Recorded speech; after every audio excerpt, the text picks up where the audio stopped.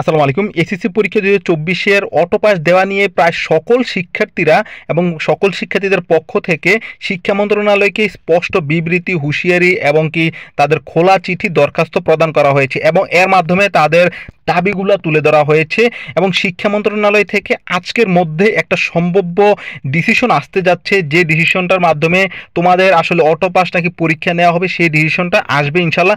এবং আজকের এই ভিডিওতে আমরা শিক্ষার্থীদের কি দাবি এবং কি তাদের এই যৌক্তিক দাবিগুলো কি মানবে কিনা, আজকের এই ডিসিশনটা কি হতে যাচ্ছে সেই বিষয় নিয়ে কথা বলবো। তাই সম্পূর্ণ ভিডিওটা একটু মনোযোগ দিয়ে দেখবে। যারা এখনো পর্যন্ত ভিডিওটিতে লাইক করেনি প্লিজ ভিডিওটিতে একটা লাইক করে চ্যানেলটি সাবস্ক্রাইব করে রাখবা শিক্ষামূলক সকল আপডেটগুলো পাওয়ার জন্য, এবং ভিডিওটা দুই একটা বন্ধুর কাছে শেয়ার করে দিবা। যাই হোক, তোমরা যারা এইচএসসি পরীক্ষার্থীরা রয়েছে তোমরা কি চাচ্ছ একটু কমেন্টে জানিয়ে দিও। যেখানে প্রায় আমরা 16টার মতো বিবৃতি, খোলা চিঠি, তারপর দরখাস্ত আমরা পেয়েছি।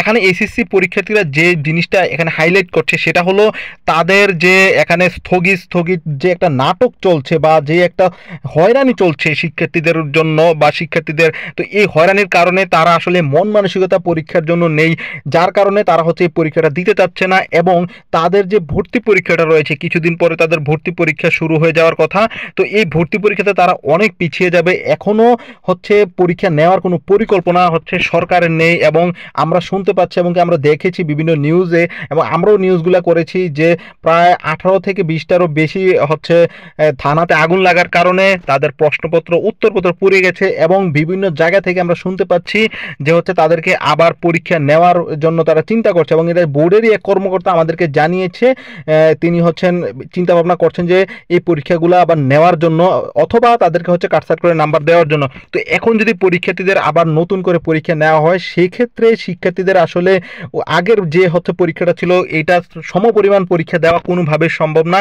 এই বিবৃতিগুলোর মাধ্যমে তারা এখানে এটা তুলে ধরেছেন এবং আরও কিছু তথ্য এখানে তারা হাইলাইট করেছেন। সেটা হলো যে তাদের যে ভর্তি পরীক্ষাটা এবং কি তারা যে বিদেশ যাওয়ার যে পরিকল্পনা অনেক শিক্ষার্থীদের রয়েছে, এখানে বিদেশ যাওয়ার যে পরিকল্পনা সেটাও কিন্তু এখানে যদি লেট করে পরীক্ষাটা হয় সেক্ষেত্রে তাদের কিন্তু এটাও নষ্ট হয়ে যাবে, এই সুযোগটাও নষ্ট হয়ে যাবে।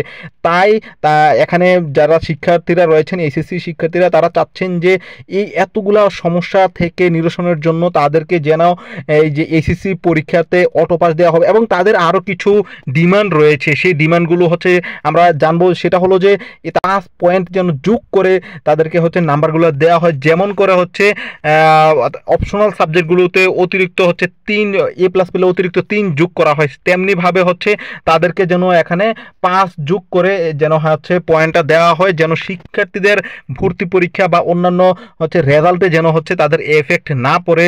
তো এই নিয়ে তাদের এই বিবৃতিগুলো, আরও অনেকগুলো তথ্য তারা বিবৃতি তুলে ধরা হয়েছে, এগুলো হাইলাইট করা হয়েছে শিক্ষার্থীদের পক্ষ থেকে। তুমি কি চাও সেই জিনিসটা একটু আমাদেরকে কমেন্টে জানিয়ে দিও। আর সাথে আমরা আজকের এই যে আপডেটটা আসতে যাচ্ছে, যদি আজকের মধ্যে বৈঠক হয়, সম্ভাবনা রয়েছে আজকের মধ্যে বৈঠক হওয়ার, তো আজকের মধ্যে যদি বৈঠকটা না হয় তাহলে আগামী 2-1 দিনের মধ্যে এই বৈঠকটা হতে যাচ্ছে। এসএসসি পরীক্ষার্থীদের একটা সঠিক সিদ্ধান্ত দেওয়াটাই এখন সবচেয়ে বেশি গুরুত্বপূর্ণ। যদি পরীক্ষা হয় তাহলে পরীক্ষা, যদি অটো পাস হয় তাহলে অটো পাস, তা না হলে তারা আসলে এখন বিভ্রান্তর মধ্যে যেটা আছে তাদের আরও বড় বিভ্রান্তের মধ্যে পড়বে এবং মন মানসিকতা আরও বেশি নষ্ট হয়ে যাবে। সেজন্য শিক্ষা মন্ত্রণালয় চাইছে এখন খুব দ্রুত সময়ের মধ্যে তোমাদের এই ডিসিশনটা দিয়ে দেওয়ার, যেন পরীক্ষা অথবা অটো পাস। এখন পরীক্ষা হবে কি না বা অটো পাস হবে কি না, কি সিদ্ধান্ত আসতে যাচ্ছে এটা এখনো পর্যন্ত স্পষ্ট করে কোনো শিক্ষা মন্ত্রণালয়ের কোনো কর্মকর্তা কর্মচারী জানায়নি। তবে আমাদের কাছে যেটা ধারণা, যদি 1 মাসের মধ্যে সম্ভব হয় এবং কি সারা বাংলাদেশের রিপোর্টটা এখনো পর্যন্ত আসেনি যে কি পরিমাণ ক্ষয়ক্ষতি হয়েছে, এটা আসার পরেই হয়তো বা আজকের মধ্যেই চলে আসবে এবং কি আজকের মধ্যে একটা জরুরি মিটিং অথবা কালকের মধ্যে একটা জরুরি মিটিং দিয়ে একদম স্পষ্টভাবে জানিয়ে দেওয়া হবে যে আসলে তোমাদের কি করণীয় বা তোমাদের সাথে কি করতে যাচ্ছে সরকার, পরীক্ষা নিতে চাচ্ছে নাকি তোমাদেরকে অটো পাস দিতে চাচ্ছে। তো এখন যদি অটো পাস দেওয়া হয় সেক্ষেত্রে তো কোনো সমস্যা নেই, পরীক্ষা নেওয়া হলে আবার নতুন করে তোমাদের পরীক্ষার জন্য আবার সবকিছু আবার তৈরি করতে হবে, রুটিন থেকে শুরু করে যাবতীয় সবকিছু।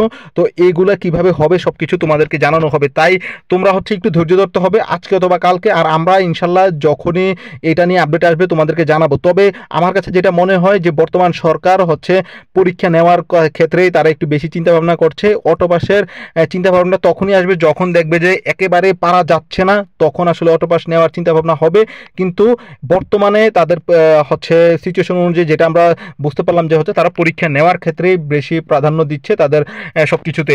তো এই ছিল এই ভিডিওতে। তোমরা হচ্ছে পড়াশোনাটা অবশ্যই চালিয়ে যাবা, কারণ হচ্ছে যদি কোনো ক্রমে পরীক্ষা নেওয়ার ডিসিশনটা চলে আসে, সেক্ষেত্রে যারা এই এতদিন ধরে পড়াশোনাটা করতেছো না তারা কিন্তু অনেক বড় একটা গ্যাপের মধ্যে পড়ে যাবে এবং পরীক্ষার রেজাল্ট খুবই খারাপ হবে। আমি বুঝতে পারতেছি যে তোমাদের মন মানসিকতা খারাপ, বা হচ্ছে এখন এই মুহূর্তে আসলে এই সিচুয়েশন হয়েছে যেটা আসলে এখনও দেশের পরিস্থিতি এখনও পর্যন্ত স্বাভাবিক হয়নি, যার কারণে এখন পরীক্ষা দেওয়াটা আসলে মোটামুটি একটা অসুবিধাজনক।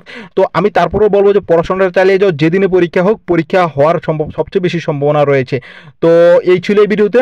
পরবর্তীতে কী আপডেট আসে আমরা তোমাদেরকে ধাপে ধাপে জানাবো। তোমরা আমার সাথে একটু কানেক্ট থাকবা, চ্যানেলকে সাবস্ক্রাইব করে রাখবা। যে কোনো বিষয়ে প্রশ্ন করার জন্য কমেন্ট অথবা হচ্ছে আমাদের ফেসবুক পেজে জয়েন হয়ে আমাদেরকে কমেন্ট করবা, আমাদেরকে মেসেজ করবা, ইনশাল্লাহ তার উত্তর তোমরা ইনশাল্লাহ পেয়ে যাবা। তো সকল ভালো থাকো, সুস্থ থাকো, সবার জন্য দোয়া এবং ভালোবাসা রেখে ভিডিওটা শেষ করছি। আসসালামু আলাইকুম।